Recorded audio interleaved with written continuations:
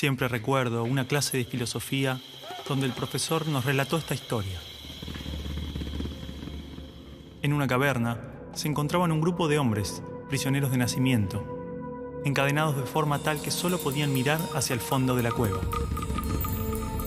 Una hoguera y figuras manipuladas por otros hombres proyectaban en esa pared todo tipo de sombras.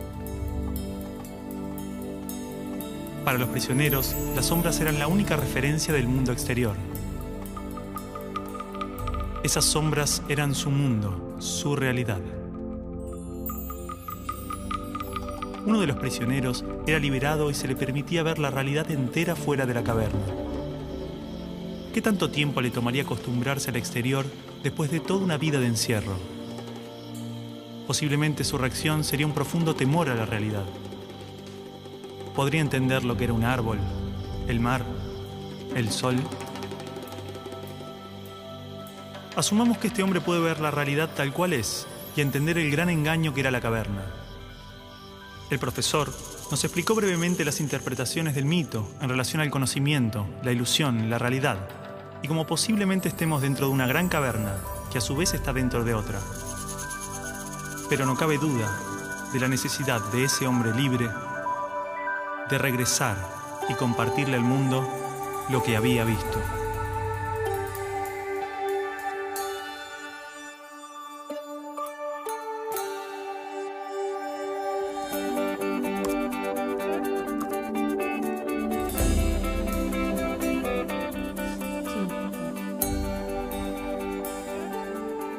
Bueno, y es así como en su 11ª tesis él llega a la idea de que el filósofo no solo tiene que entender la realidad, sino que tiene que llegar a transformarla. ¿Sí? Medios de comunicación, miles de libros, todos los discursos políticos, organismos internacionales, expertos, filósofos, páginas de internet. Todos coinciden en la importancia de la educación. Se invierte en capacitaciones, mejoras edilicias e investigaciones. Se compran libros, netbooks, pizarras digitales. Se dictan cursos, suben salarios, bajan salarios. Se imitan modelos extranjeros. Todo para mejorar la educación. Esto no evita que haya tantas escuelas como realidades sociales. Escuelas marginales, para pobres, escuelas depósito. Escuelas para obreros, profesionales, escuelas de clase media. Escuelas públicas y privadas. Escuelas para ricos, escuelas de la élite. Gran parte pretende incluir y contener a la mayor cantidad de estudiantes. Muchas otras se concentran en formar trabajadores de diferentes jerarquías. Y solo unas pocas se dedican a los supuestos resultados de excelencia. Más allá de sus diferencias, todas trabajan y aspiran a un ideal de escuela común. ¿Hasta qué punto esta escuela ideal nos ayuda a desarrollarnos individual y colectivamente? ¿Realmente este paradigma educativo busca que las personas tengan una buena calidad de vida y trabajen para la mejora de su comunidad? ¿Hay otro tipo de escuela que lo logre? ¿Hay alguna educación pensada con estos ideales? Esto nos llevó a abrir las puertas de un mundo oculto para muchos de nosotros. Esta película es parte de un proceso que posiblemente no tenga fin, una pregunta que seguramente no tenga respuesta, una búsqueda sobre cuál es la naturaleza del aprendizaje y la educación, qué errores cometimos y principalmente qué ideas nos sirven para seguir buscando, seguir aprendiendo.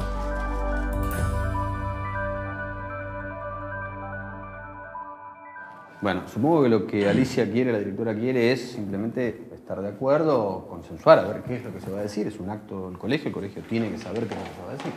Claro, bueno, y medio, bueno. Javier, ¿en qué quedaron? Bueno, yo les propongo a los chicos, como ejercicio, que escribieran un texto, ¿no?, contándonos cuál era el balance de estos años en la escuela. Y eso es. Muy poco de lo que pasa en nuestra escuela es verdaderamente importante. Nos enseñan a estar lejos unos de otros y a competir. Padres y maestros no nos escuchan. Por todo eso decimos basta. La educación está prohibida.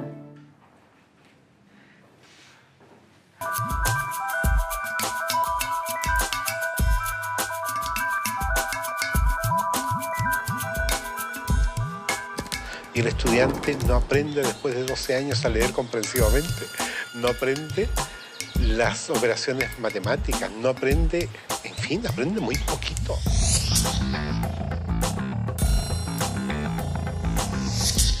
¿qué es lo que hace que el estudiante fracase en la escuela? Y el convencimiento va por la comprobación de que no es el estudiante el que fracasa, es el sistema el que está más planteado.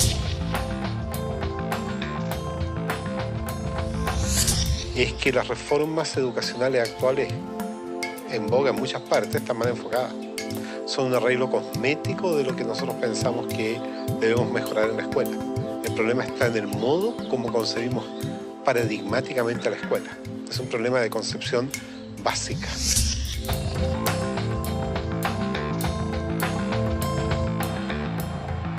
Las escuelas y los colegios de América Latina no son más que espacios de tedio y aburrimiento. Y yo siempre los invito a que pasemos por los colegios para que miremos una caricatura que hay que romper. Y es el maestro en un tablero dictando clases en pleno siglo XXI. Eso no tiene sentido. Es una materia estática, una materia que no tiene movimiento, una materia que dice solamente palabras. Yo soy el adulto, yo soy el que les va a dar a ustedes esta información. Esto lo tiene que saber así como está, porque es así. Ustedes son los niños a callar y obedecer. ¡Silencio! ¡Cállese! ¡Que usted nunca sabe nada! No buscan, por así decir, otro desarrollo que el desarrollo curricular. Están muy centrados en los propios contenidos. Quien no aprende a leer y escribir y calcular, entonces no está educado. No, porque solamente focaliza el trabajo en algunas capacidades, en algunas áreas.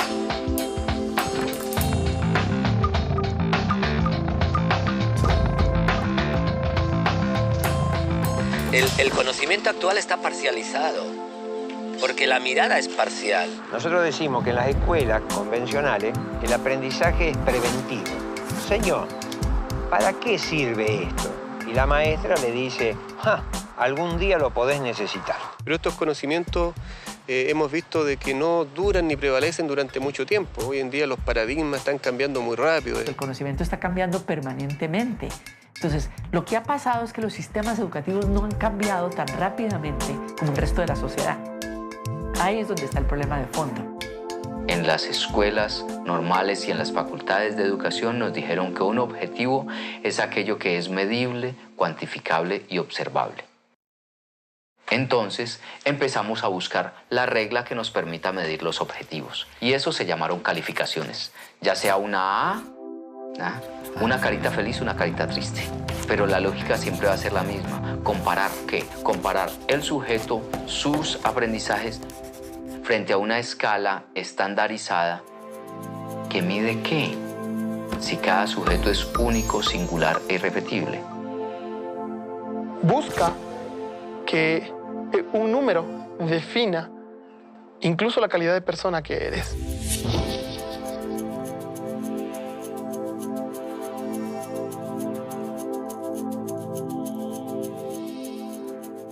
Entonces, por ejemplo, creo conflictos a nivel cognitivo. A ver quién es el primero que realiza, con lo cual unos son ganadores, los otros son perdedores. Cada vez que hay perdedores hay alguien que se siente feo. Era obvio. Se estimula mucho a los chicos a competir entre ellos. Los mejores alumnos tienen reconocimientos, tienen premios. Aquellos niños que no les van bien en los exámenes, se les llama la atención. En muchos casos ni siquiera son tenidos en cuenta. Todo el mundo habla de paz, pero nadie educa para la paz. La gente educa para la competencia y la competencia es el principio de cualquier guerra. En teoría, todas las leyes de educación nos hablan de objetivos de desarrollo humano profundos, valores humanos, cooperación, comunidad, solidaridad, igualdad, libertad, paz, felicidad, y se llenan de palabras hermosas. La realidad es que la estructura básica del sistema promueve justamente los valores opuestos. La competencia, el individualismo, la discriminación, el condicionamiento, la violencia emocional, el materialismo. Cualquier idea que se promueve desde el discurso es incoherente con lo que la estructura sostiene. A ver, a pesar de que la escuela teoriza y discute sobre principios y valores, los discute como contenidos. Si yo vengo de un paradigma fragmentado, donde a mí lo que me interesa es enseñar historia, yo voy a ver cuánto de historia sabe este sujeto después de que yo le hablé de historia y le hice leer un libro de historia. Y para mí ese sujeto terminó. No tiene más nada que ver conmigo. Si ese sujeto sufre o no, viene de buena familia o no, tiene plata o no. Es decir, para el maestro tradicional, lo más fácil es seguir haciendo lo que ha hecho durante muchos años. ¿Usted quiere ser un mediocre toda su vida? O lo que ha aprendido por tradición. Usted ya no es más un nenito de segundo grado. Entonces, el enseñar se convierte simplemente en un proceso de reproducción simbólica. No quiero que huele una mosca. En la Argentina, la inmensa mayoría de los niños en este momento dicen, qué macana, hoy es lunes, tengo que ir otra vez a esa escuela. Pero ese no es el peor de los datos.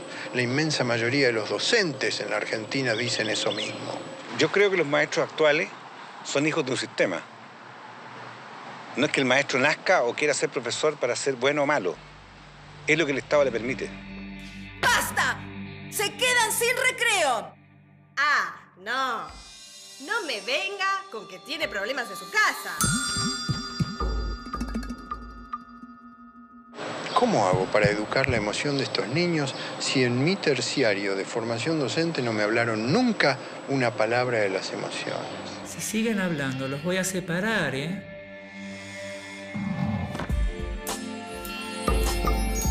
No quiero que vaya a la escuela a perder el tiempo. No quiero que vaya a pasar un mal momento. Es decir, en estos momentos un niño de 8 años pasa en la escuela más horas que un universitario en la universidad. No tiene sentido ninguno. No hay tantos conocimientos que aprender en la escuela.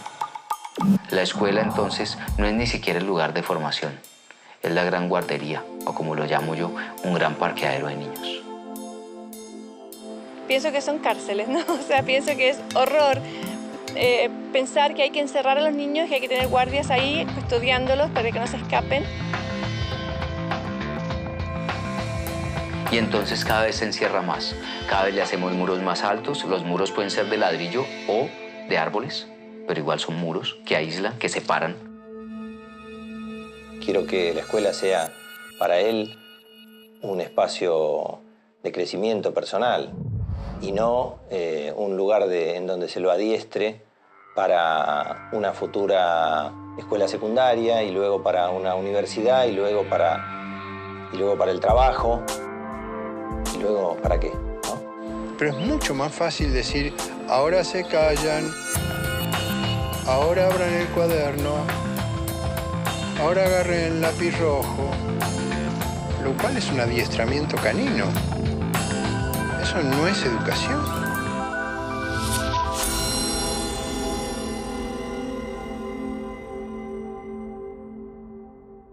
Sí, bueno, en realidad lo que los chicos me dicen es que este texto ellos pensaban leerlo en el acto. Es un boceto nada más. No es un boceto, ¿no? Así como está lo vamos a leer. No, Martín. Acá hay palabras muy ofensivas y no pueden estar atacándonos gratuitamente. Bueno, y se sienten atacados por algo será o no. Bueno, para un poco. Alicia, nosotros lo único que hicimos fue cumplir una tarea que nos dio el profesor. Por eso, Alicia, digo que es un boceto. Los chicos van a suavizar este texto. No lo vamos a suavizar, no lo vamos a suavizar. Así como está lo vamos a leer. Martín. No lo vamos a suavizar. No. Martín, esto, así como está, es una falta de respeto. Perdón, me olvidaba que decir lo que uno piensa es faltar el respeto.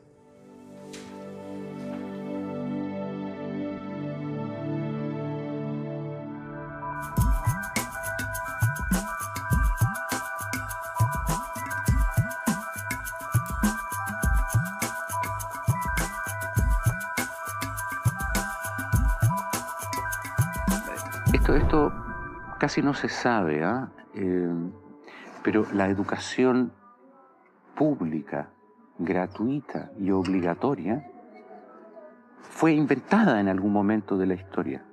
Antes no existía. La educación en la antigüedad distaba mucho de lo que hoy entendemos por educación. En Atenas clásica, por ejemplo, no había escuelas. Las primeras academias de Platón eran espacios de reflexión, conversación y experimentación libre. La instrucción obligatoria era cosa de esclavos. Por otro lado, la educación en Esparta era más parecida a una instrucción militar. el Estado se deshacía de quienes no alcanzaban los niveles esperados. Había clases obligatorias, fuertes castigos y modelamiento de la conducta a través del dolor y el sufrimiento.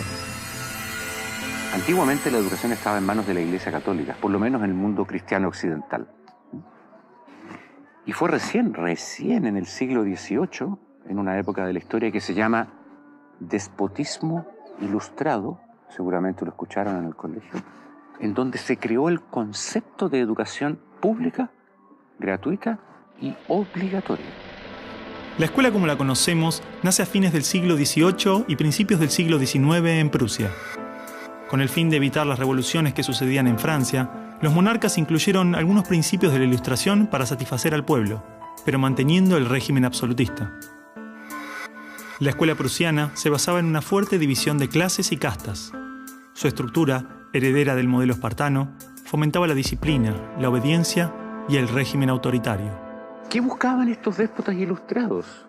Un pueblo dócil, obediente, y que se pudiera preparar para las guerras que hubieron en esa época entre todas las naciones que estaban naciendo. Por ejemplo, Catalina la Grande de Rusia llamó a los enciclopedistas franceses a preparar esto mismo. Diderot, uno de los más famosos, estuvo allí para armar este paquete, ¿sí?, formador, no de ciudadanos, sino que de obedientes súbditos de estos estados. Las noticias del exitoso modelo educativo viajaron rápido, y en pocos años, educadores de América y Europa visitaban Prusia para capacitarse. Con el paso del tiempo, el modelo se expandió a nivel internacional. Muchos países importaron la escuela moderna con el discurso del acceso a la educación para todos, elevando la bandera de la igualdad, cuando justamente la esencia misma del sistema provenía del despotismo, buscando perpetuar los modelos elitistas y la división de clases. Ese es el origen de la educación pública. Fíjense ustedes que Napoleón, un poco posterior, y enemigo jurado de todos estos déspotas, hizo lo mismo. Él lo decía con todas sus letras. Yo quiero formar un cuerpo docente para poder dirigir el parecer de los franceses. ¿Se entiende? Él lo tiene claro. Y eso opera, se sepa o no se sepa, hasta el día de hoy. La escuela nace en un mundo positivista regido por una economía industrial. Por lo tanto, busca obtener los mayores resultados observables con el menor esfuerzo e inversión posible, aplicando fórmulas científicas y leyes generales. La escuela era la respuesta ideal a la necesidad de trabajadores, y los mismos empresarios industriales del siglo XIX fueron quienes financiaron la escolarización obligatoria a través de sus fundaciones. ¿Dónde coloco los hijos de estas personas para que puedan trabajar? ¿Cómo educamos en que aprendan a leer? ¿Cómo creamos obreros inteligentes? La educación sigue siendo lo mismo, una herramienta para formar trabajadores útil al sistema y una herramienta útil para que la cultura permanezca siempre igual y siempre se repita, lo cual es conservar la estructura actual de la sociedad. La escuela se complementó con investigaciones sobre el control de la conducta, propuestas de utopías sociales y hasta teorías de superioridad racial. No es de extrañar que los primeros estados con el sistema prusiano o similar fueran con el paso de las generaciones focos de xenofobia y nacionalismo extremo. El modelo de producción industrial en cadena de montaje era perfecto para la escuela. La educación de un niño era comparable a la manufactura de un producto. Por lo tanto, requería una serie de pasos determinados en un orden específico, separando a los niños por generaciones en grados escolares.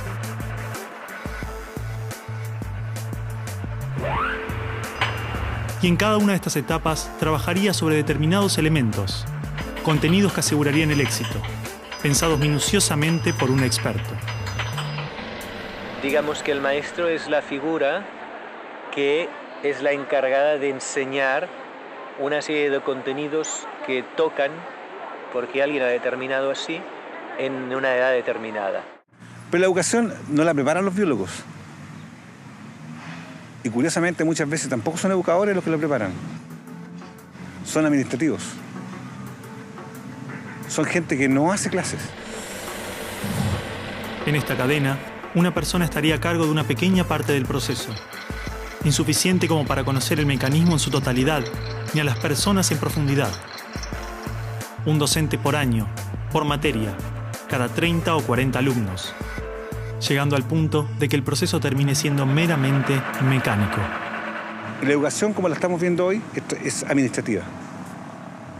Hay alumnos que llegan, profesores que hacen clase, alumnos que se van, profesores que se van y al día siguiente se repite el ciclo. Un profesor estatal es un funcionario en que la autoridad le dice usted tiene que enseñar esto y de esta forma. Porque hay que repetírselo a demasiados niños con un profesor de demasiadas horas de clase y con pocas horas de atención de alumnos en forma privada.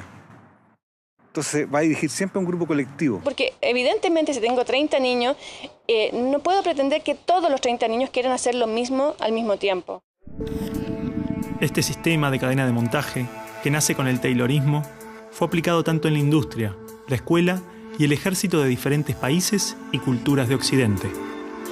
Hasta hace pocas décadas la escuela tenía estas cosas de cuartel y de asilo. Incluso el recreo termina con un timbre anónimo, no humano, que indica a los niños que deben adiestrarse poco a poco para pararse en una determinada baldosa detrás de determinada cabeza para formar una fila, generalmente de menor a mayor. Durante los últimos siglos, hemos construido nuestras escuelas a imagen y semejanza de las prisiones y las fábricas, priorizando el cumplimiento de las reglas, el control social.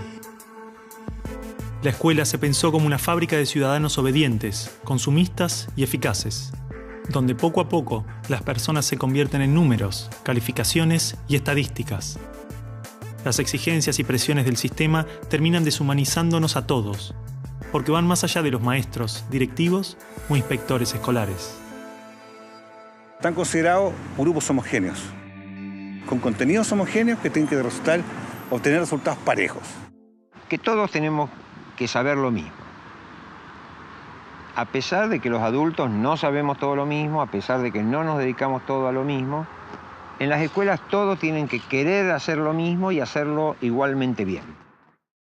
Entonces la escuela tiene poca capacidad de responder a las necesidades individuales, porque la escuela instruye. Es un centro de instrucción y es lo que hace. El que no aprende, se queda. Esa es la realidad. Esto de alguna manera ya implica que el sistema educativo es un sistema de exclusión social. Selecciona el tipo de personas que estarán llegando a la universidad para llegar a formar parte de una serie de élite que domina pues, las empresas que dominan los sistemas de producción, económico, de comunicación, etc. Y otro tipo de personas para las cuales la escuela no es suficientemente adecuada, que están destinadas a otro tipo de trabajo más precario, porque no dispondrán de los títulos para hacer esto. El sistema y los estados no les preocupa eso. No, honestamente, no les preocupa el ser humano como persona, como individuo. Y en esos términos, toda educación que busque otra cosa tiene que ser prohibida. La realidad es que la esencia de la escuela prusiana está inmersa en la estructura misma de nuestra escuela. Los test estandarizados, la división de edades, las clases obligatorias, las currículas desvinculadas de la realidad, el sistema de calificaciones, las presiones sobre los maestros y niños, el sistema de premios y castigos, los horarios estrictos, el encierro y la separación de la comunidad, la estructura verticalista. Todo esto sigue siendo parte de las escuelas del siglo XXI. La escuela está cerrada al mundo exterior. Te explicaba el título de mi libro, del mapa escolar al territorio educativo, para indicar esa fábula del cartógrafo que cuenta Borges, que empieza a ser un mapa de un territorio determinado y se entusiasma de hacerlo lo más perfecto posible. El mapa termina reemplazando al territorio. Entonces hoy día la escuela se enclaustró, se metió dentro del mapa. ¿Qué es lo que enseña? Verdades que están en el mapa, no en el territorio. Escuela no es sinónimo de educación. La escuela podrá ser un viejo mapa a la sabiduría, pero la educación es el territorio donde todo el aprendizaje sucede.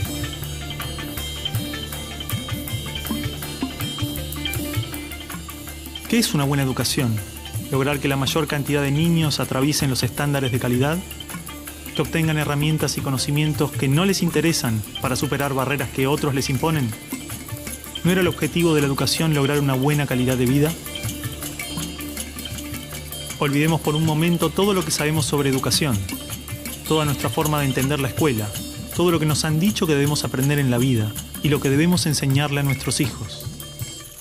Empezar a ver cada cosa, a revisarla como si nunca la hubiéramos visto. O sea, cada acción, cada actitud, cada costumbre. Si no estuviéramos haciendo las cosas como las estamos haciendo porque siempre las hicimos así, ¿cómo las haríamos hoy? ¿No? Es como sacudirse la cabeza y decir, bueno, empezamos de nuevo.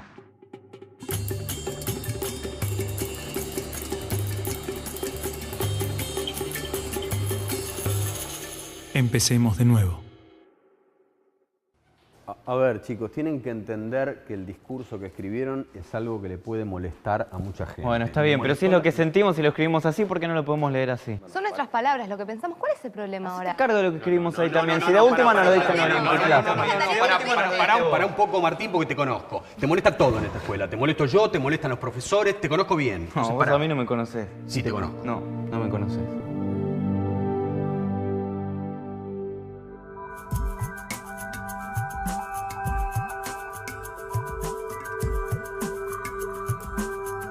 Nosotros no queremos enseñadores, queremos educadores. Eso es fácil.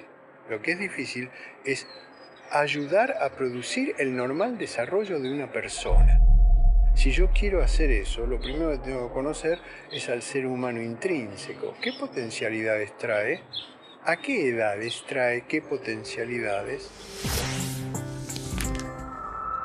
Pero no sigue al niño, no está observando al niño. No conoce realmente al niño, a cada uno particularmente, sino que conoce mucho la teoría. Entonces es como que un adulto que sabe lo que debe hacer el niño, pero está ciego un poquito hacia la realidad. O sea, el centro de esta educación es el niño. Entonces, sí está pensada desde cuáles son sus necesidades, no desde cuáles son las necesidades nuestras como adultos.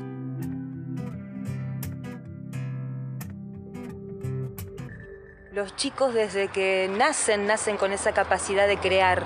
Son creativos y observadores y curiosos.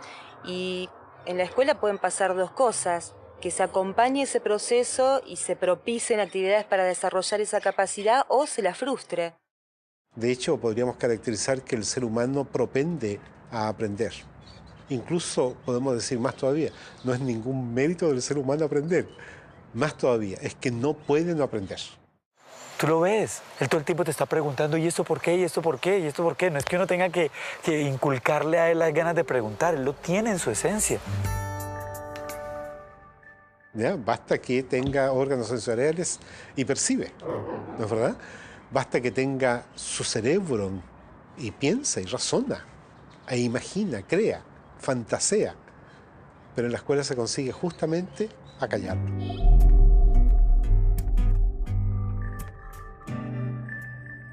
De esta manera, si te fijas, cada vez, a medida que van creciendo los niños, van perdiendo su curiosidad y sus ganas de aprender. Un niño de 12 años difícilmente cuando sale de la escuela toma un libro. Son los mínimos los que hacen estos. Porque está harto. Está totalmente harto de que se le diga qué debe y qué no debe hacer y ha perdido toda curiosidad por aprender. La mente del niño tiene cualidades de aprendizaje cualitativamente superiores a las de un adulto, porque está naturalmente desarrollado para percibir lo que se le presenta y con ello crea su mente, se construye a sí mismo. En pocos años aprende a controlar su cuerpo, puede comunicarse en varios idiomas, comprende las reglas de la naturaleza y las características de su cultura. Todo este complejo y maravilloso proceso se da de manera inconsciente. Lo aprende sin demasiado esfuerzo, por cuenta propia. De las cosas que aprendimos en la escuela, incluso cuando en la escuela aprendíamos muchas cosas, hay muy pocas que en la vida cotidiana necesitemos. Es posible que la escuela sea conveniente. Yo no creo que sea necesaria la escuela.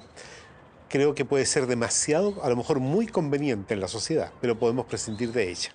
Porque podemos vivir sin sin saber logaritmos, pero no podemos vivir sin saber relacionarnos con otras personas o sin saber caminar o sin saber usar herramientas. Todas esas cosas las aprenden los niños mediante el juego. Los niños desde que nacen tienen la habilidad de construirse a sí mismos, aprendiendo de lo que se encuentra a su alrededor, a través de jugar y explorar el mundo. Los niños absorben cultura, los niños vienen a tomar la cultura de los padres y eso se ve incluso en el lenguaje. Está en el contexto cultural humano los números y las letras y las palabras, entonces ellos lo aprenden pues como, igual que aprenden a andar porque hay unos adultos que andan. Es decir, cuando un ser humano nace, su biología no lo obliga a ser humano. Necesita nacer en un entorno humano. Todo lo que nos rodea influye tremendamente en nuestro aprendizaje. Los espacios, los tiempos, las actitudes de nuestra familia, las emociones, los gustos, las creencias. Todo es parte de ese ambiente con el que nos construimos a nosotros mismos. La pregunta es entonces, ¿qué ambiente estamos ofreciendo a los niños para que los adultos se desarrollen de esta manera? Porque un niño entra es a un medio dogmático, siéntese acá, quédese 6 o 7 horas sentado en esta fila. ¡Qué horrible! Si estamos en una familia donde esa red de afectos es supremamente débil, los niveles de agresión son muy altos, de violencia, el chico va a ser un chico probablemente muy violento. No va a ser seguramente violento, no estoy diciendo eso, pero sí estamos hablando que en contextos violentos la violencia se reproduce más fácilmente. El niño va a dar lo que recibe, ¿no? Entonces, por eso tenemos que lograr relaciones mucho más amorosas, mucho más profundas en el aula. Estudios indican que actualmente a la edad de 5 años, el 98% de los niños podría ser considerado genio.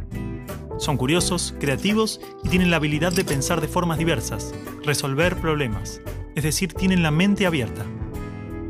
El problema es que 15 años más tarde, solo el 10% de esos niños mantiene estas capacidades. O sea, de alguna forma estoy diciendo que desde más allá de la mente, desde el mundo de la conciencia, todos somos genios. Y realmente el maestro lo que tiene que aprender es a que sus alumnos puedan abrir las puertas en su mente para que desciendan todo ese conocimiento y esa creatividad y esa genialidad que todos llevamos dentro. Si nosotros miramos a los grandes hombres de la humanidad y mujeres de la humanidad, todos han sido grandes soñadores, es decir, que han tenido una imaginación enorme. Como seres humanos, somos el resultado de miles de años de adaptación natural y evolución. Traemos dentro aquellas características que nos han permitido sobrevivir, transformarnos y crecer. Desde las ganas de comer cuando tenemos hambre, hasta la curiosidad interna del niño de explorar el mundo. Este potencial está esperando que le permitamos manifestarse. En los niños lo vemos en el juego espontáneo, en los adolescentes de hoy a través de la rebeldía y la necesidad de transformar la realidad. ¿Por qué insistimos en matar su espontaneidad y castigar su rebeldía, cuando son estas las características que manifiestan sus necesidades humanas internas buscando desarrollarse? El niño tiene un maestro interior, sobre todo en las primeras edades, que le impulsa al aprendizaje, que le impulsa al descubrimiento, que le impulsa al movimiento, que le impulsa a participar, a trabajar, a repetir comportamientos, que le impulsa a decidir cuándo quiere dejar de repetir algo porque lo tiene superado. Observando cómo actúan los niños, descubrimos que usan todos los criterios de un investigador connotado, exactamente los mismos. Por supuesto que hay distintos niveles de complejidad, ¿no es cierto? Pero no hay niño que no sea sistemático en la observación. No hay niñita pequeña que esté observando que no genere experimentos. ¿Cómo podemos hacer para que sean más creativos? Ellos ya lo son. Lo único que tenemos que hacer es ofrecerles las posibilidades para que la puedan expresar de diferentes maneras. Si siguen haciéndolo, mañana van a ser científicos, mañana van a ser artistas. Hay que dejarlos. Dale, Martín, no hace falta. A ver, ¿qué ganas con esto? Ya está. Ellos plantean el tema de las notas, por ejemplo. Dicen que lo único que nos importa es la nota final, que no nos importa si estudian, no estudian, si aprenden o no aprenden. Basta, ya está. ¿Qué gano me saco las ganas de eso? No, y que además los estamos, de alguna manera, haciendo competir entre ellos por esa nota. ¿Vos pensás así también? Mira, creo que no es un planteo tan equivocado, tan errado. Evidentemente, algo de la estructura de la escuela no les hace bien. Mira, Javier, yo creo que lo que les hace mal a los chicos es la sociedad. Y con la sociedad que tenemos, lo mejor que le puede pasar es venir a la escuela, ¿no te parece? Está bien, pero digo, esto es bastante fuerte. No, ya sé, pero... Acá está todo lo que aprendí en 5 años de colegio. ¿Saben qué va a pasar con esto? Me lo voy a olvidar todo. Es más, ya me lo olvidé.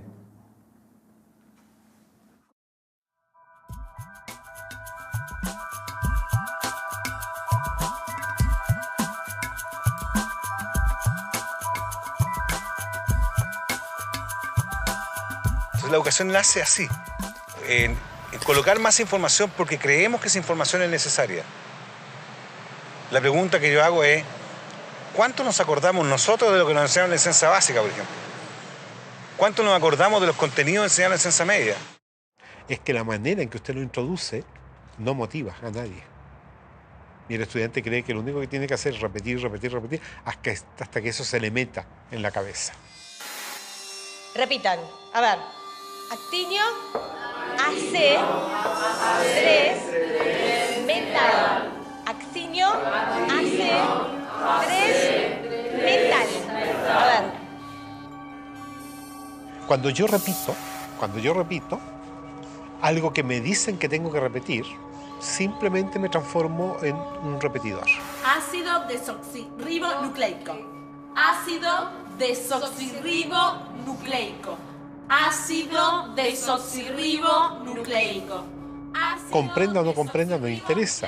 Porque lo que importa es que yo diga de la misma manera lo que está dicho. Ribonucleico. Ácido desoxirribonucleico. Ácido desoxirribonucleico. Si yo le exijo a un niño más de lo que él puede dar, empiezo a generar estrés en este niño. Ácido desoxirribonucleico. Ácido desoxirribonucleico. Ácido desoxirribonucleico. Ácido desoxirribonucleico. Ácido desoxirribonucleico. Aprender se convierte en un proceso fastidioso, en un proceso difícil y dejo de aprender. Todo lo que tú puedas aprender en el colegio, en el día a día, pasa a segundo plano si no es parte de tu decisión, si no es parte de tu opción. Son conocimientos fríos, son palabras que pueden irse con el tiempo. La información o el saber podemos almacenarla en nuestro cerebro, un libro o una computadora. Pero la comprensión es una herramienta en constante crecimiento, con características únicas que varían según cada persona. Implica crear y establecer relaciones entre criterios, y así resolver problemas. Y construir nuevos conocimientos. Los niños no eran autómatas que simplemente copiaban o repetían las cosas porque sí, sino que realmente había como más conciencia de parte de ellos de lo que estaban haciendo. Ese concepto va a entrar en él, lo va a asumir de una manera relacionada con su vivencia. Si no se disfruta del aprendizaje, no hay auténtico aprendizaje. Y sobre todo, la genialidad que cada alumno lleva dentro no puede descender y no puede enriquecer al resto de la clase ni al propio maestro. El aprendizaje profundo solo puede estar fundado en el interés, la voluntad, la curiosidad, y se origina más allá de las fronteras de la razón.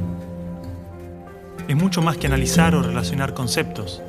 Aprender implica un profundo proceso, donde se crean relaciones entre la persona y su entorno. Porque es que hay un principio también que maneja la neurociencia. Lo que más le gusta al cerebro humano es conocer, pero cuando conoce con dicha, goza y placer, que es el aspecto de la lúdica. Hemos partido del cerebro emocional para ir al cerebro lógico. Y esa lógica es válida, es buena, es más compleja.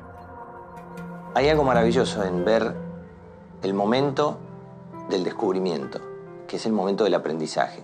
Ese chico no se olvida nunca más de cuando llegó a entender el porqué. Antiguamente el conocimiento solo podía encontrarse en bibliotecas o universidades. tener acceso era vital para el aprendizaje. Hoy, el libre acceso a la información, las bibliotecas virtuales, la construcción colectiva del conocimiento, logran que no solo el conocimiento esté al alcance de todos, de forma abierta y plural, sino que se actualiza constantemente. Lo que nosotros podamos aprender en la escuela hoy, dentro de 4 años, a lo mejor cuando el chico salga de la escuela, ya va a estar completamente desactualizado. La educación, al escolarizarse, se metió dentro de la escuela y perdimos los criterios exteriores de la naturaleza. Hoy día leemos los criterios que salen en los libros. Y el problema es que como son muchos de ellos verdaderos, ¿para qué me voy a poner a discutirlos? Pero con eso desvirtuamos lo que es el proceso educativo, que es de descubrimiento, no de aprendizaje de las verdades. Ya no va a bajar las cosas como verdades. Las va a presentar y al mismo tiempo va a estar dispuesto a dudar de ellas y a revisarlas juntos, ¿no?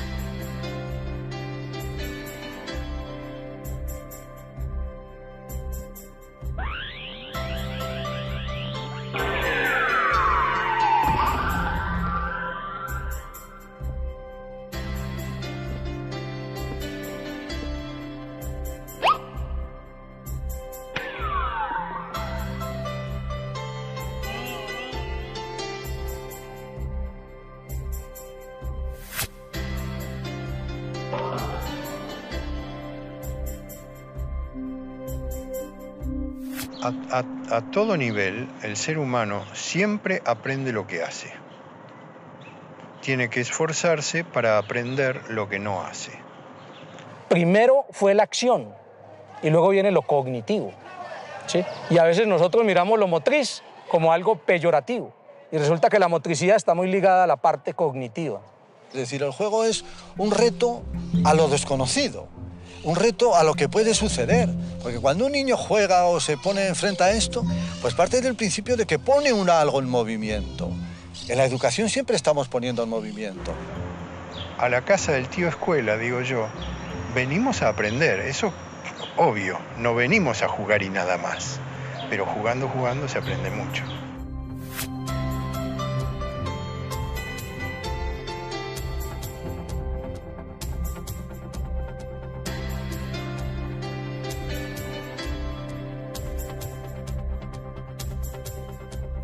Estudiamos a través de salir a la naturaleza, buscar las cosas, explorar, encontrar, vivenciar.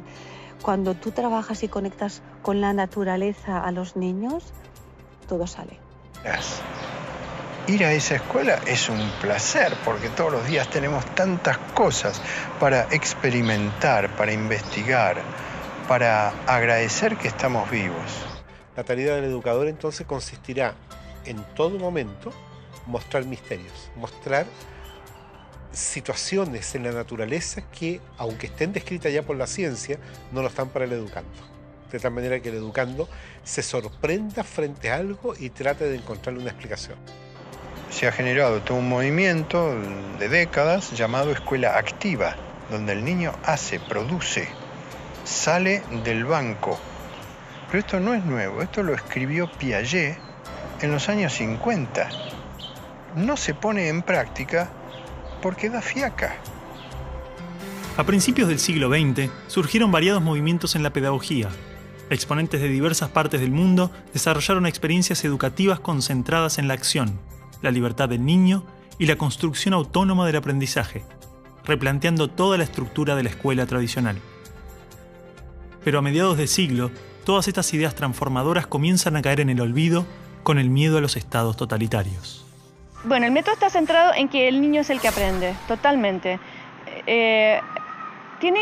Necesariamente tienen que haber objetos físicos, objetos concretos con los que el niño manipule, que el niño experimente. Todo en la primaria es operativo. Todo es operativo, todo es con material concreto. El niño, en la medida en que se equivoca, se va a ir dando cuenta, porque el material mismo es autocorrector. Y normalmente el adulto no es el que debiera estar corrigiendo al niño. Es el mismo niño el que tiene que estar corrigiéndose a sí mismo. Ahora, también existe mucho la corrección de parte de otros niños. Yo creo que desde el punto de vista educativo son bienvenidos los errores y las equivocaciones. De hecho, la ciencia tiene más errores y equivocaciones que aciertos. Es verdad que avanza, sabemos nosotros que puede avanzar cuando hay un acierto, pero los errores son los que permiten que los científicos puedan avanzar. Viendo a los niños cuando dicen, no importa si yo me equivoco, porque estoy aprendiendo, porque nadie tiene que ganar aquí, sino todos estamos para mejorar. El inventor de la bombilla eléctrica tuvo más de 1000 intentos fallidos antes de hacer funcionar la bombilla. Cuando un periodista le preguntó qué se sentía fracasar 1000 veces, él respondió: no fracasé 1000 veces. La lámpara eléctrica es un invento de 1000 pasos. Al igual que un descubrimiento científico, la educación informal es el resultado de un proceso profundamente caótico, donde el hombre busca un orden causal, lógico, pasando del caos al orden alternadamente. Pero este aprendizaje nace de la pregunta en el caos, no de una respuesta en un orden. La sociedad, cuando nosotros nacemos, la sociedad nos vuelve más ignorantes porque nos da respuestas a estas preguntas. Y nos da respuestas prefabricadas. Prefabricadas en la filosofía, en la política y hasta en las religiones. Entonces matan las preguntas y la capacidad de aprender. Yo creo que de manera sintética podríamos decir que la escuela está orientada a la respuesta. En cambio, los procesos educativos que ocurren fuera del ámbito de la escuela, pero que también adentro de ella, están orientados hacia la pregunta, hacia la indagación, en que la respuesta viene, pero no es lo medular del proceso. Y debe ser un educador, entonces, ayudar al develamiento de aquello, no imponer una respuesta. La importancia de la pregunta está planteada desde el principio de la filosofía en la antigua Grecia, donde el aprendizaje surgía del replanteamiento y la repregunta. Pero si es esta la naturaleza del aprendizaje, ¿por qué insistimos en estructurarlo, limitarlo, condicionarlo, ordenarlo? Así es como todos los seres vivos aprenden, a través de interactuar con los otros y con el entorno, no a través de un currículum previo que alguien establece. El tiempo escolar, entonces, es un tiempo engañoso en el sentido que nos hace meter en una programación la idea de que el educando va a ir progresando al modo como el programa está planificado. En ese sentido, la escolarización es lineal. Paso 1, paso 2, paso 3. Y el paso 10º va a estar después del 9º. Pero en el aprendizaje la situación es distinta. Puede que la persona avance progresivamente de manera lineal, 1, 2, 3, y brinca al 10º. El currículum es una guía ordenada para construir el conocimiento basado en experiencias previas. Pero si el aprendizaje se caracteriza por procesos tan diversos e individuales, ¿cuál es la necesidad de forzar eso y alcanzar objetivos? Normalmente los objetivos educacionales en el mundo son colocados desde fuera del alumno, del niño. Se espera que sea un buen ciudadano, se espera que pueda participar de esta sociedad competitiva, etcétera, etcétera.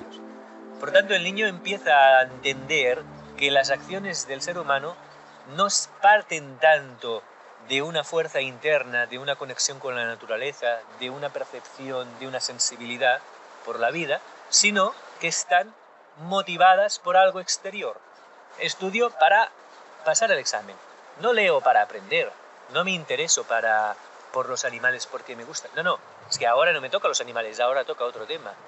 Si yo no muevo realmente el interés, si no desarrollo las partes creativas, estoy generando robots con objetivos y por lo tanto en el camino se va a quedar un 60, un 70% de los niños con potencialidades maravillosas.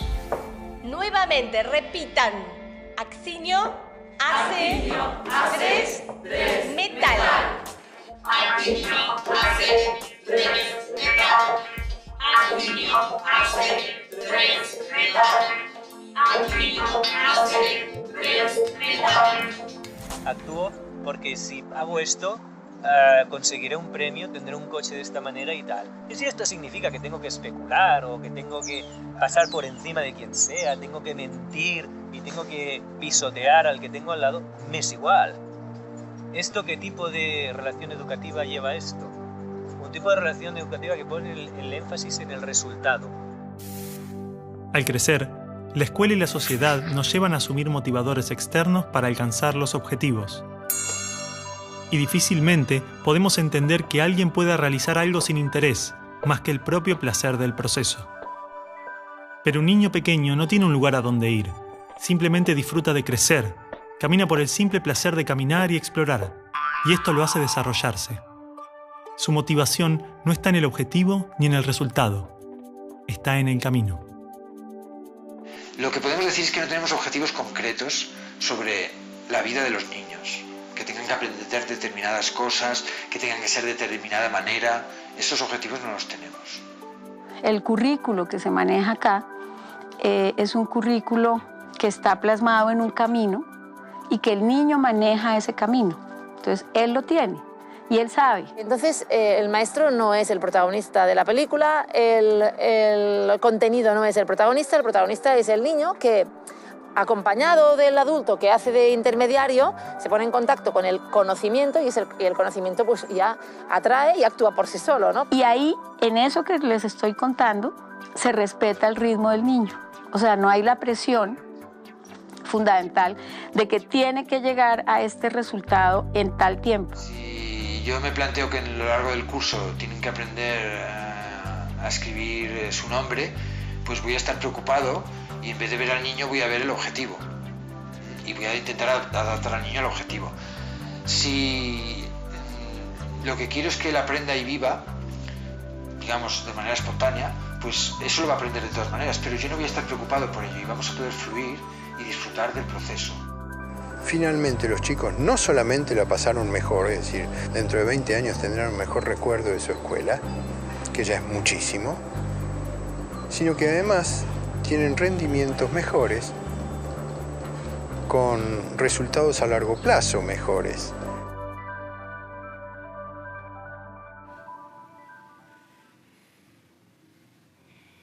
A ver, Micaela, ¿por qué insistís con el discurso ese? Porque quise expresarme, poner lo que pienso, lo que siento. Mi amor, todos queremos hacer lo que sentimos. Y muchas veces nos toca hacer cosas que no nos gustan. No, discúlpame, pero yo no opino igual que vos. Bueno, yo te entiendo. Escúchame, Micaela, ¿no querés recibirte, tener un título, una profesión, ser alguien en la vida? Pero yo ya soy alguien en la vida.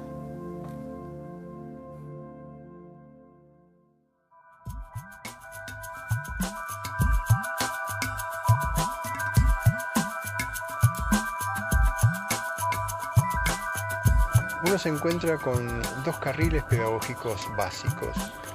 Uno que es debo adaptar el niño a la cultura y otro que es debo adaptar la cultura al niño. Léase derecha e izquierda pedagógicas. Es así de sencillo.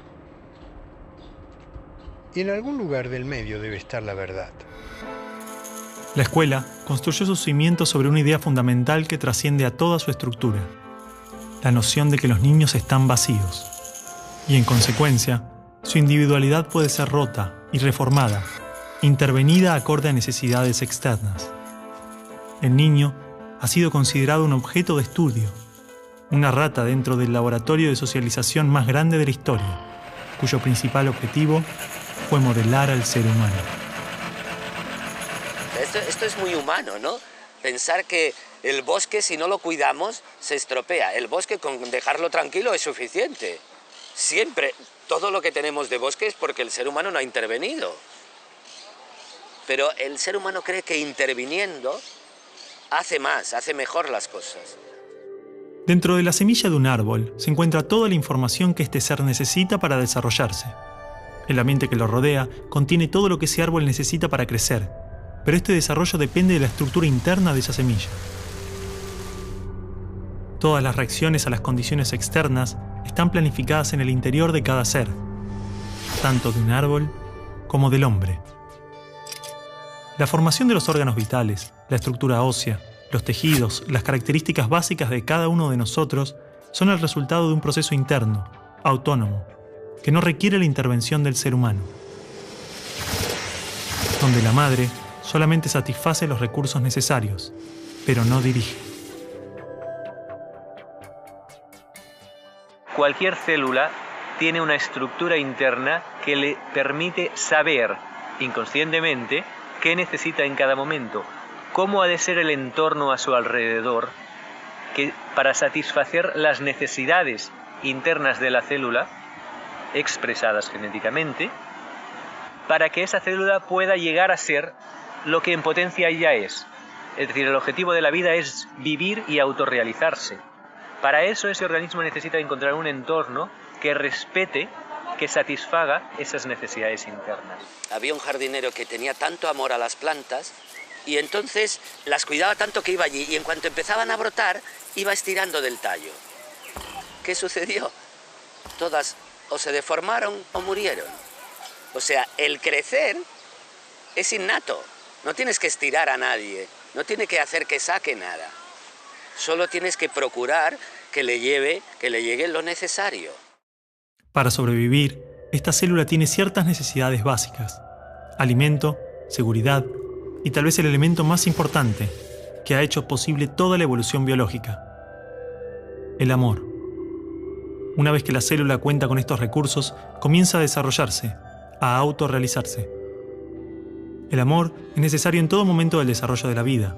En su gestación es la compañía y la protección del útero. Luego es el contacto corporal, el apoyo emocional, expresiones, gestos, sonidos, hasta el entendimiento, la aceptación, el respeto y la confianza en el otro. Si el amor es vital para el desarrollo y el aprendizaje, ¿por qué generalmente intentamos educar con amenazas, castigos, tensiones, olvidando el amor? ¿Y qué hacemos los adultos? Tenemos que conseguir que haga lo que nosotros queremos. Y ahí entran los premios y los castigos. No, yo te evaluaré y te pondré un examen y tú tendrás que pasar el examen. Y si no lo pasas, llegarán unas notas, unas calificaciones malas que tus padres cuando las vean te reñirán y bla, bla, bla, bla, bla, y habrá una serie de consecuencias. No, nos falta capacidad de amar. Entonces, normalmente amamos de un modo estrecho. O sea, yo te amo si coincides conmigo, si no, no te amo. Este es nuestro modo normalmente de amar. Cuando la persona no se siente amada o tiene conflicto en esto, crea una representación de sí mismo. Va contando algo de él que no es él. Entre más intenso el dolor, más lejos la representación de la persona real. Si me obligan a hacer toda una serie de cosas con las cuales yo no estoy para nada interesado, aunque se me intente motivar extrínsecamente a través de premios, castigos, notas o caramelos, mi necesidad puede ser otra. Pero esta necesidad yo no la puedo atender porque se me está obligando a hacer otra cosa. Con lo cual yo voy perdiendo cada vez la conexión con mis propios recursos, con mi propia fuerza vital. Los premios y castigos operan manipulando las necesidades básicas. Cuando no recibimos amor o protección, hacemos lo posible para obtenerlos, generando mecanismos de conducta y comportamientos que nos permiten sobrevivir. Nos condicionamos. Ese niño no estudia para aprender, no trabaja por placer, ni para realizarse. Lo hace porque si no pierde la seguridad, el amor, siente que muere. Todo su accionar pasa a estar controlado por el miedo. De alguna forma lo que se hace en la escuela actual, estoy generalizando, es sembrar ese miedo. Se pone límites a la persona en vez de todo lo contrario. Y poner límites es el miedo. En nuestra mente estructurada, cuando creamos dentro una creencia, la forma que tiene la mente para que no salirnos de esa creencia y crear fuera es el miedo. Cuando nosotros nos acercamos al borde de una creencia, sentimos miedo. Es un mecanismo de control, es un mecanismo de manipulación ética.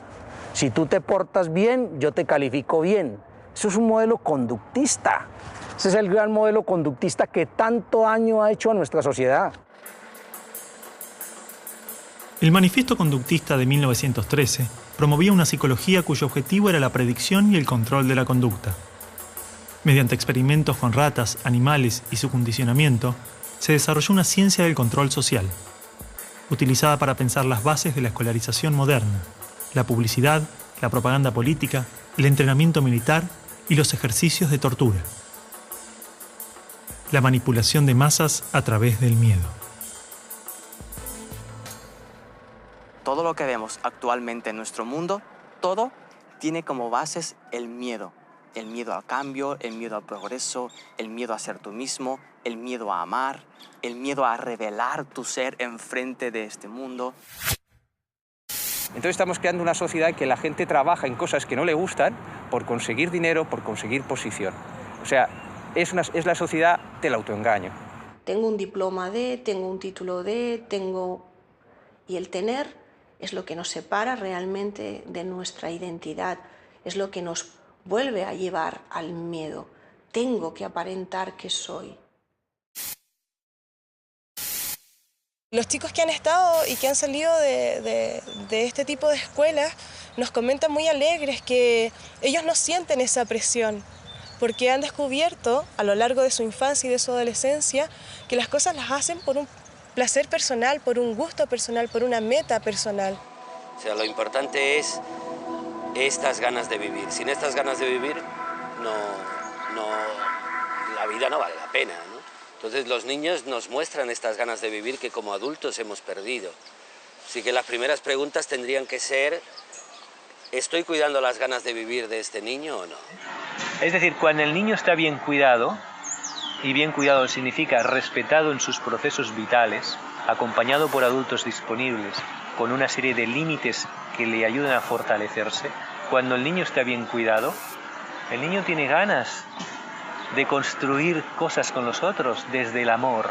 Si un niño siempre hace lo que le manda el adulto, llega un momento que ya desconecta de sí mismo. En cambio, si ellos están acostumbrados a seguir su propio impulso, siguen conectados con su interior, saben lo que quieren, saben quiénes son. Los niños, además, te llevan de la mano y te muestran realmente, te dicen lo que necesitan. Es cuestión de escucharlos y de colaborar con ellos en su búsqueda. Una descripción de los organismos vivos es que son autopoiéticos, sistemas con la propiedad de producirse a sí mismos continuamente, y las relaciones que se dan entre ellos nunca son instructivas, sino de vida, despliegue y progreso. Es decir, en la naturaleza no hay órdenes externas, simplemente organismos conscientes conectados, pero en pleno desarrollo autónomo, en un aparente caos. Digamos que el estímulo no es necesario. No tenemos que motivar a los niños para nada. Si ellos quieren hacer algo, lo hacen. Y si no, pues no lo hacen. Pero no hay que motivarles para que hagan algo que les va a ir bien. Porque ellos saben si les va a ir bien o no. Y que ellos puedan ir escogiendo y posicionándose de forma instintiva en aquello que realmente les va llamando la atención, les va estimulando, que descubran realmente el don que tiene cada uno de ellos. Se convierte en tu propia responsabilidad en vez de la responsabilidad de un sistema. O sea, quien yo quiera ser es mi propia responsabilidad, ¿no? Y el niño toma conciencia de esto desde pequeñito. La célula genera una membrana que la separa del entorno exterior. Esta membrana es semipermeable, es decir, permite que ingrese lo que necesita del entorno cuando lo necesita. Solamente es necesario que los recursos estén disponibles en el exterior, pero sin forzar su ingreso al ser, sin violar su seguridad y bienestar. De esta manera, el organismo puede crearse a sí mismo, autorrealizarse. Así es como aprendemos de la cultura. El debate entre lo innato y lo adquirido no tiene una respuesta, porque ambas actúan en una compleja interacción que requiere amor y respeto. Por lo tanto, la creatividad es la manera como el organismo se expresa algo que ha construido a través del respeto a sus propias necesidades. Con los conocimientos bases, intentar ver en qué momento está, qué es lo que necesita, qué es lo que quiere, qué es lo que le va a mover más, ¿no? Porque en el fondo es el chico el que va a dar los pasos, ¿no? En realidad nadie aprende, ¿no? Digamos, de forma forzada, no es aprendizaje lo que se produce cuando es forzado. La infancia es lo más hermoso, ¿eh? O sea, que es la alegría. Y en ese sentido yo creo que cualquier educación es buena si cuida de la alegría y las ganas de vivir del niño. Bueno, chicos, la semana que viene es el final. Oh, leyeron el libro, era corto. Yo no lo leí, profe, ya se termina el año, basta. ¿Para qué me sirve todo eso? Yo quiero ser bailarina, no me sirve de nada todo esto. No, claro, no, si las bailarinas no estudian. A mí sí me va a servir. Yo voy a estudiar marketing, así que me va a servir. A mí tampoco me sirve de nada. Profe, ¿por qué no tenemos que comer años estudiando cosas que después no nos sirven de nada? No, claro. Es como decíamos en la carta que escribí. Oh, y otra vez con el tema de la carta, chicos, basta, quieren politizar todo. Pero todos no están de acuerdo. A ver, y aparte córtenla. vos, Martín, vos y vos. Ey, nena. Ey, a vos A ver, te ¿qué hablo. dice? Sí, ustedes dos, unos desagradecidos. Porque los profesores se esfuerzan para que les quede algo y a ustedes les da igual. Ey, córtenla. Mariela, basta. Escuchame una cosa. A ver, cállense. A ver, Martín, explícame lo de la carta. Vos, Micaela, también. Hablaban en nombre de todos sus compañeros. Lo terrible que era.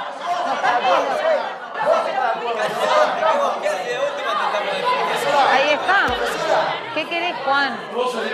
No, faltan 10 minutos. Sentate, sigamos. ¿Ves que somos todos diferentes? A este no le importa nada, es un amigo.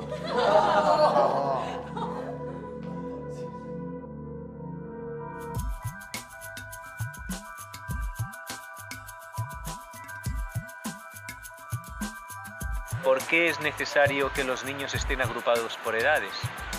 Porque hay un implícito detrás de esto. El implícito es que los niños de la misma edad tienen las mismas afinidades, tienen las mismas capacidades, son iguales. Claro, si tú a un niño pequeño le pones en un entorno para hacerle creer que él es igual que los demás y todos sus esfuerzos van a que él vea que es igual, el niño se va a sentir igual y va a tender a comportarse igual, a homogeneizarse. Este niño habla demasiado, tendría que ser más silencioso. Este niño habla poco, tendría que ser más hablador. Este niño juega poco, tendría que jugar más. Este niño es muy movido, tendría que estarse más quieto. Haga lo que haga, parece que esté mal, que tiene que acabar siendo el niño estándar que hace exactamente la mitad de todo. Somos iguales como individuos en tanto biológicamente somos una especie, pero social y culturalmente somos diferentes.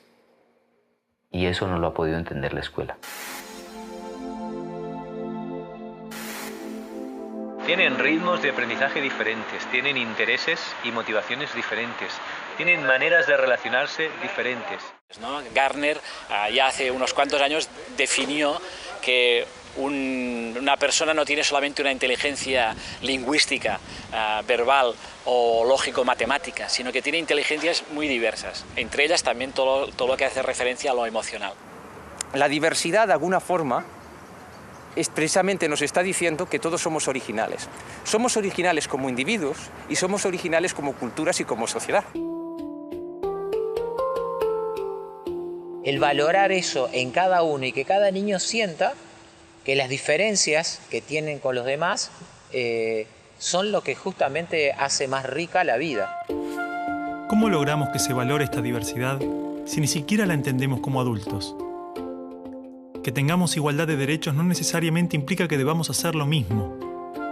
Hoy en día, muchos niños con intereses y comportamientos diferentes a lo esperado son diagnosticados con condiciones psiquiátricas. ¿Qué nos asegura que no estamos confundiendo la diversidad en los niños con enfermedades?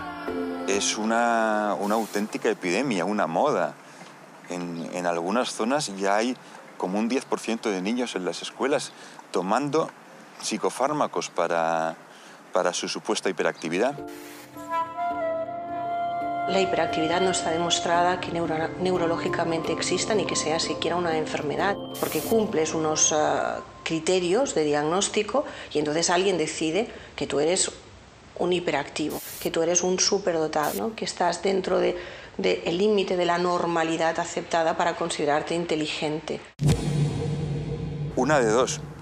O los niños ahora son mucho más hiperactivos que antes, cosa que me cuesta creer, pero que si fuera así tendríamos que preguntarnos cuál es la causa de ese problema y qué hemos hecho para que estén los niños así. O bien los niños son igual que antes y entonces ¿qué hemos hecho que ya no los aguantamos? Genio, ¿puedo ir a buscar tiza? Te dije que no. Señorita, ¿puedo ir al baño? Espera el recreo, no. Cuando etiquetamos a un niño de hiperactivo, todo el entorno se posiciona con el niño intentándolo frenar, intentándolo calmar, intentándolo tranquilizar. Con eso lo único que haces es poner nervioso al niño. Por lo tanto, te das cuenta que realmente cuando nos etiquetan, nos encasillan y nos cortan realmente las alas de ser personas y de sacar nuestro máximo potencial. Tradicionalmente, el test de coeficiente intelectual es utilizado para medir la inteligencia de forma lineal. De la misma forma, los exámenes miden el rendimiento en algunas condiciones. Pero estas formas de evaluar no contemplan decenas de variables que influyen tanto o más en el desarrollo y son vitales para la educación. El ser humano es un todo y requiere una visión global, una educación integral, holística.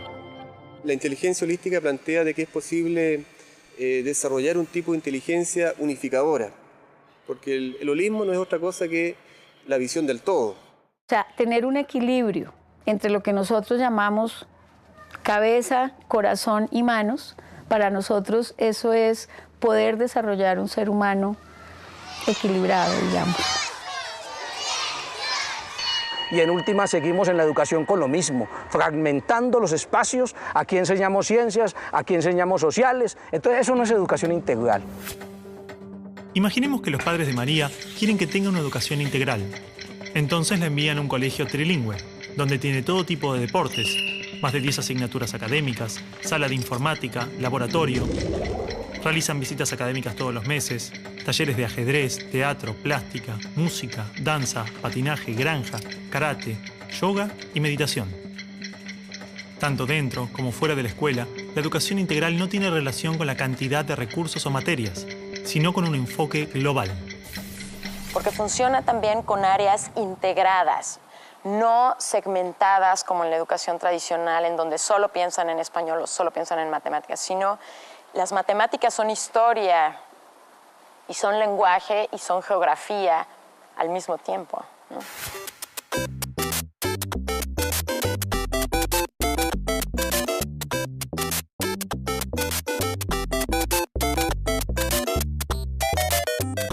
Es una educación cósmica, explica Montessori, en la que todo se relaciona con todo. Entonces, si todo tiene relación con todo, yo puedo estar haciendo una cosa y aprendo de esta, y todo el tiempo estoy aprendiendo.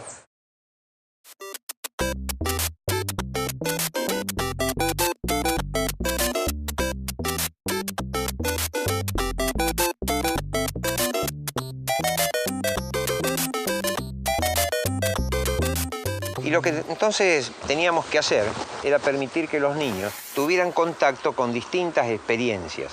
La escuela tiene que ser un banco de experimentación, un banco de una apertura de posibilidades totales. Experiencias científicas, artísticas, humanísticas, de distinto tipo. Y ver si esto les despertaba algo. Así no hay un recorrido único. No hay un camino único como que no hay un chico igual al otro. Si queremos que los niños sean creativos, tenemos, por un lado, que permitirles crear, que dejar que tengan actividades en las que puedan actuar de forma espontánea.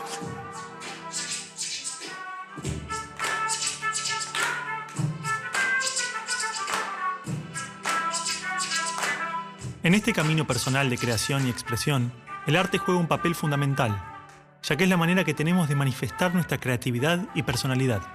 Desde este lugar, es imprescindible que nuestro concepto de arte sea lo más abierto y menos reglado posible. Entonces, las artes están allí puestas en la lógica de construcción de comunidad de sentido, no en términos de lo que hoy llamaríamos las industrias culturales, que es la derivación de las bellas artes, ¿no? Entonces, allí estamos parados nosotros en las artes populares. Creamos con la pintura, la música, pero también la danza, el teatro, el diseño, la construcción, el relato, la escultura, la literatura, el humor, el juego. Todo lo que surja espontáneamente del niño es creación. De cada persona se revela su interioridad a través del arte. No se usa el arte como herramienta o instrumento de aprendizaje. El arte en sí mismo es ya bastante válido como para utilizarlo como herramienta de aprendizaje. En ese sentido, el arte es un derecho. Si tú no accedes al arte, no accedes a una formación integral. Me parece que la emoción es la base que mueve la vida, o sea, las emociones nos dirigen. Antes de tomar una decisión yo siento. No tenemos que hacer en la escuela educación emocional específica, sino que tenemos que tener en cuenta que el individuo es un ser emocional y que esas emociones son complejas. Si cuando manejamos la relación y los contextos de aprendizaje ya tenemos en cuenta la emoción que eso genera, ya vamos a desarrollar la emoción. No hay ser humano que pueda vivir indiferente o abandonado. Necesitamos de amor, de cariño y de aceptación de los seres humanos. O sea, solamente habrá un adulto equilibrado y emocionalmente estable y saludable cuando haya sido atendido con mucho amor del niño. Y cuando le hayan tenido mucha paciencia y mucho cariño y sienta que le tuvieron cariño y le tuvieron paciencia. O sea, uno de los factores primordiales de aquí es la atención. El escuchar, el atender. Y más que una atención verbal, una atención física, una atención de sostener, de contener. No solamente en que ellos se sientan queridos, reconocidos, ¿sí? Sino también que ellos aprendan a expresar sus emociones. Al saber que sus emociones son respetadas, no tienen ningún problema de expresarlas. Y hablo muchas veces con los alumnos de temas de esto, de quizás no tengas trabajo, quizás tu entorno no sea lo más favorable, pero si sabes gestionar tus emociones seguramente estés más a gusto, ¿no? Como seres humanos, como seres, fundamental que desde pequeño puedan conectarse con ellos, con lo que sienten, puedan reconocer qué es lo que sienten. Conocer esas virtudes que tiene. Tiene que conocer qué es lo que va a poner a disposición de la humanidad. Puedan desarrollar ese autoconocimiento, en vez de estar todo el tiempo mirando hacia afuera, como si desde afuera encontráramos la solución a todos nuestros problemas, es el aprender a mirar hacia adentro.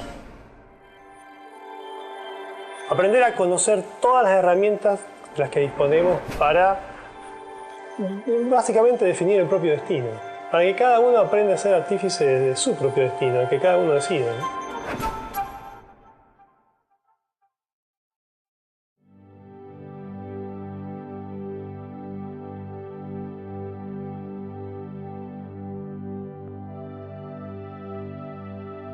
No queremos que te vayas en estos términos de la escuela.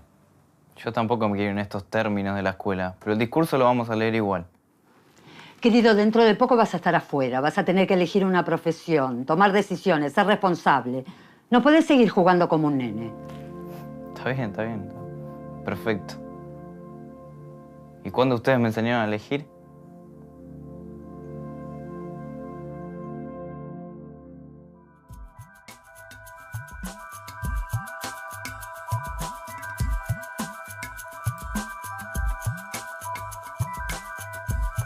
La vida está llena de opciones y hay que aprender a tomar opciones.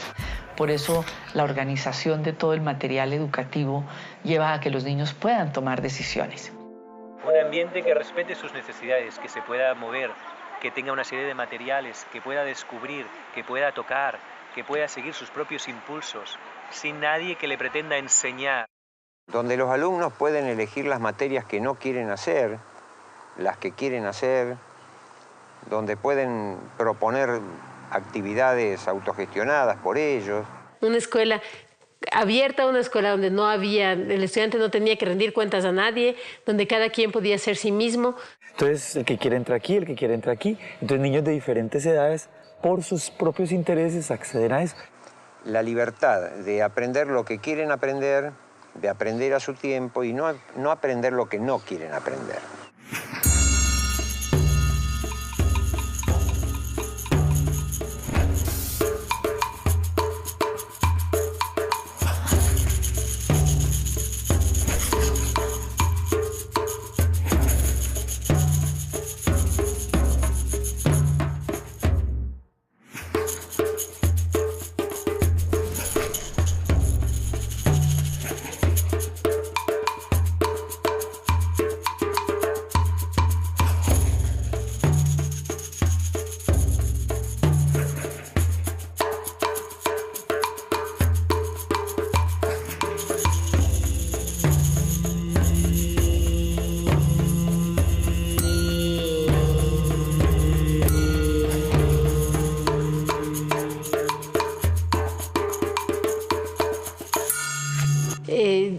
decidir qué hace le va a ayudar a darse cuenta qué más necesita elegir.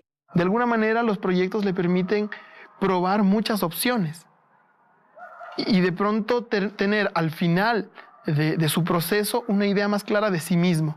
El niño va encontrando caminos para su vida futura y tiene la certeza que él sea zapatero o sea médico, le va a ir bien. Si él lo hace con todo el amor y con todo el arte y toda la entrega posible, ¿me entiendes?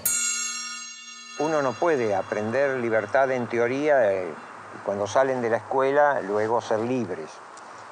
Los chicos tienen que ser libres en la escuela.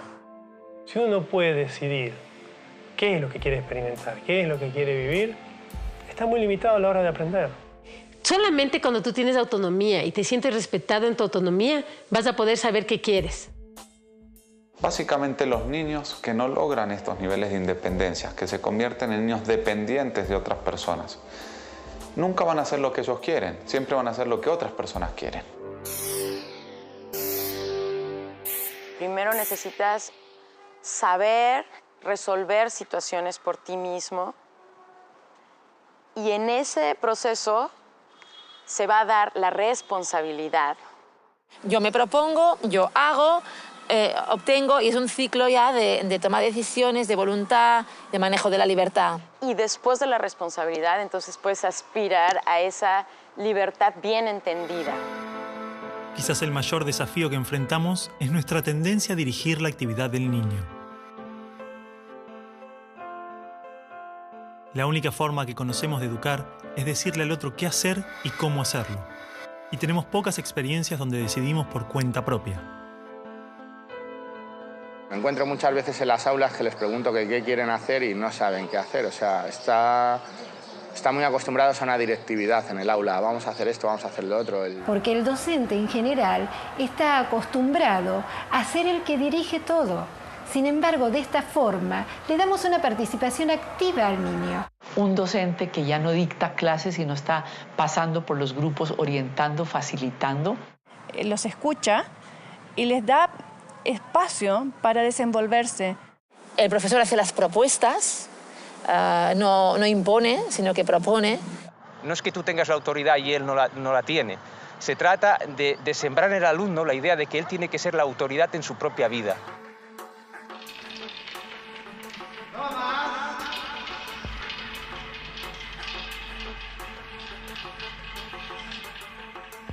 Un 3, Romero. Nosotros creemos que las notas son totalmente subjetivas e imperfectas. Primero porque no hay un docente que evalúe igual a otro. Ante cada trabajo es el niño el que tendría que evaluar cómo se siente con ese trabajo. Si está satisfecho, si le parece que podría haberlo mejorado más. El niño también controla su proceso de aprendizaje, lleva su control de progreso. Él sabe en dónde está, en qué unidad, en qué guía, en qué parte de ese proceso. Él sabe su camino y él es el que va llevando cuenta de cómo va él en ese camino. Ellos deciden, ellos eligen a qué edad pasar, ellos eligen cuando están listos. No hay un examen de salida aquí, sino que ellos ven cuando ya han completado en el informe pedagógico todo lo que tienen que haber completado, dicen voy a salir. Algunas experiencias nos hablan de informes pedagógicos compartidos, que se centran en los procesos. Otras trabajan desde la autoevaluación y el constante intercambio entre educadores, educandos y familia. Esta perspectiva cambia totalmente nuestra manera de entender la evaluación. Si realmente nos interesa aprender respetando el ritmo y motivación propios, es importante cuestionar la necesidad de los exámenes y las calificaciones. No hay calificaciones para ver quién es mejor y peor. Simplemente hay un seguimiento en el desarrollo del niño. Observas su cuestión emocional, su madurez, su socialización, su nivel de independencia. Y eso se materializa en lo que hablamos de ellos en nuestras reuniones de equipo, en lo que compartimos el equipo y las familias en las reuniones individuales con las familias, pero no hay una evaluación de los aprendizajes, del comportamiento, de la conducta, de eso no hay una valoración, digamos. Hay un acompañamiento. La escuela se transforma en un espacio abierto, una escuela de puertas abiertas a las experiencias, costumbres, a la comunidad. Los conflictos y situaciones del espacio comunitario son parte de la escuela y esta pasa a ser un centro educativo donde todos podemos aprender de todos. De esta forma, no hay edades o barreras que nos separan, solo experiencias que nos integran. La escuela no debiera de tener ni siquiera murallas. El sueño mío es toda una ciudad, o sea, la ciudad de los niños, en los cuales toda la ciudad se convierta en ambientes de aprendizaje lúdicos. Bueno, lo primero es que tú entras y sientes un ambiente fluido, ¿sí? Como fluido y de mucha tranquilidad. Unos haciendo unas cosas, unos mirando un telescopio, unos leyendo ahí un libro, unos haciendo ahí un experimento. Grupitos trabajando, pero con un objetivo muy claro y sabiendo ellos para dónde van. Las escuelas rurales o escuelas unitarias en general se ven obligadas a trabajar con niños de diferentes edades en conjunto. Suele afirmarse que esta es una desventaja, pero por el contrario, el aprendizaje se potencia en experiencias, vínculos y valores humanos, tanto para los niños como para el docente. Suele suceder que estas escuelas alejadas y marginales tienen una formación integral difícil de encontrar en escuelas urbanas que insisten en separar a los niños por edades. Esa temporalidad de la escuela también nos ha hecho tener en la escuela a los alumnos separados por generaciones. Entonces aquí están los niñitos de 6 años, de 7, de 18, etc. ¿No es verdad? Cuando el ser humano a lo largo de toda su historia ha vivido en relación intergeneracional, donde el pequeño ha compartido con el abuelo con el padre, una mezcla total. Y ahí el niño ha aprendido y ha aprendido muy bien. No estaban separados en cursos, sino que todos estaban juntos. Entonces todos subíamos la montaña juntos, todos trabajábamos juntos, todos hacíamos proyectos juntos, niños de diferentes edades, todos en una misma escuela unitaria, digámoslo así. Las distintas edades también crean las posibilidades para que suceda la ética, ¿no? Sucede a través de las experiencias del día a día, es algo vivo. Hay escuelas con aulas integradas juntando niños cada 3 años. Otras donde hay niños que tienen hasta 6 años de diferencia. Y en algunas vemos adolescentes compartiendo el espacio con pequeños que recién comienzan. También existen muchas escuelas que mantienen el modelo graduado, pero los niños pueden cambiar de grupos según sus necesidades y procesos. Por lo general coinciden en la edad, pero como hay chicos que por madurez están trabajando conectados con otros temas, en una de esas ellos trabajan en algunas materias con algunos grupos más chicos o con algunos grupos más grandes. El chico que no puede avanzar en una materia, que avance en otra, que no tenga interrupción. Es como un curso de agua, que encuentra una piedra y no se queda esperando a ver. Busca por dónde pasar. Y si no crece, la pasa por arriba. Y esto permite que el niño que es fuerte en un área sea quien puede mostrar a los otros y ayudar a los otros en esa área. Y al mismo tiempo, él puede nutrirse del que es fuerte en otra área. O sea, todos podemos ser el estímulo próximo, pero en el momento que tenga que ser. Entonces, hay muchísimos niños de distintas edades que pueden pasar a ser ese estímulo próximo para el aprendizaje del niño y no necesariamente un grupo o alguien. Y es muy linda esa conexión que tienen entre ellos, porque los más grandes cuidan a los más chiquitos, y cuando salen a jugar los ayudan a cambiarse, a ponerse las zapatillas o a ponerse la campera. Es más bien aprender a vivir juntos, aprender a trabajar en equipo. ¿El objetivo de la educación cuál es? ¿Aprender? ¿Aprender qué? ¿Conocimientos? ¿O ir desarrollando unas capacidades humanas que solamente se desarrollan desde la relación con el otro, desde el tiempo, desde el proceso, desde el hacer, desde el comunicarse, desde el mirarse y del reconocerse, desde el amor? Es el amor que nosotros le podamos dar a los niños. Si queremos una sociedad diferente, lo único que realmente tenemos que hacer es amar a los niños para que ellos aprendan a amar a otros. ¿Qué conocimiento va a venir solo? Los resultados del mundo vienen solos. Pero un niño que no fue amado difícilmente va a aprender a amar. Esto es algo que escribieron unos compañeros para leer a fin de año, pero no los dejaron. Y a mí me parece que es importante, entonces me gustaría leerlo. Hoy en día la educación está prohibida. Muy poco de lo que pasa en nuestra escuela es verdaderamente importante. Y las cosas que importan no se anotan en ningún cuaderno ni en ninguna carpeta. ¿Cómo encontrarnos con la vida? ¿Cómo enfrentarnos a las dificultades? No lo sabemos. Hablan mucho de educación, progreso, democracia, libertad, un mundo mejor. Un mundo mejor. Pero nada de eso pasa en el aula. Nada de eso pasa en el aula. Nos enseñan a estar lejos unos de otros y a competir por cosas que no tienen valor. Padres y maestros no nos escuchan. No nos preguntan nunca qué opinamos. No tienen idea de qué sentimos, qué pensamos o qué queremos hacer.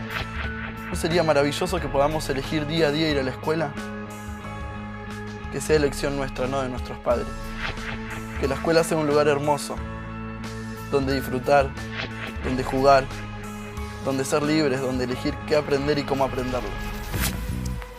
Existen multitud de experiencias que se han animado a transformar las estructuras de la escuela. Experiencias de educadores que se atrevieron a pensar la escuela desde otros lugares. Muchas de ellas se han convertido en métodos formales, otras trabajan desde espacios comunitarios y populares. Algunas han elegido continuar la experiencia en forma privada y muchos otros lo hacen dentro de las aulas de la escuela pública. Estos ejemplos son prueba viva de que los esquemas tradicionales de la escuela pueden ser reinterpretados y alterados. Hay experiencias en toda clase y grupo social donde han habido educadores con intención de cambiar. Educación activa, popular, libertaria, cooperativa, libre, ecológica, democrática, holística, étnica, educación sin escuela, educación en casa. En mayor o menor medida, todas estas experiencias apuestan a pensar el aprendizaje como un continuo crecimiento, como el intercambio vivo entre el individuo, sus pares, su entorno y su comunidad. Una educación viva. Enseñarnos que las cosas pueden ser distintas. Ese es el ejemplo que nos tienen que dar. Sus expectativas son suyas, no son nuestras. Y mientras las sigan teniendo, vamos a seguir fallando. Esta película expone una parte de las ideas que encontramos. Hemos visitado algunas de todas las experiencias que existen y solo unas pocas las conocimos en profundidad. No existe una sola forma, no existe el mejor modelo. La verdadera diversidad existe cuando se respeta y experimenta la diversidad en todas sus dimensiones. Todas estas experiencias son valiosas porque son el fruto de personas que dedicaron su vida al aprendizaje. Existen desencuentros y coincidencias, pero no cabe duda de que todos aportan al mejoramiento de la educación. Necesitamos que sus ideas y prácticas salgan a la luz, poder conocer sus aportes, historias, riquezas y limitaciones, compartir recursos, intercambiar visiones y construir juntos un nuevo paradigma educativo. Por todo esto decimos basta. Basta de decidir por nosotros. Basta de calificarnos, basta de imponernos. Ni las ciencias, ni los exámenes, ni los títulos nos definen. Acá estamos para eso, para hablar, para compartir nuestras ideas. Aprender que las cosas se pueden cambiar. Nosotros vamos a decidir qué queremos ser, hacer, sentir o pensar. Hoy más que nunca, existen los recursos para que estas experiencias se multipliquen y diversifiquen.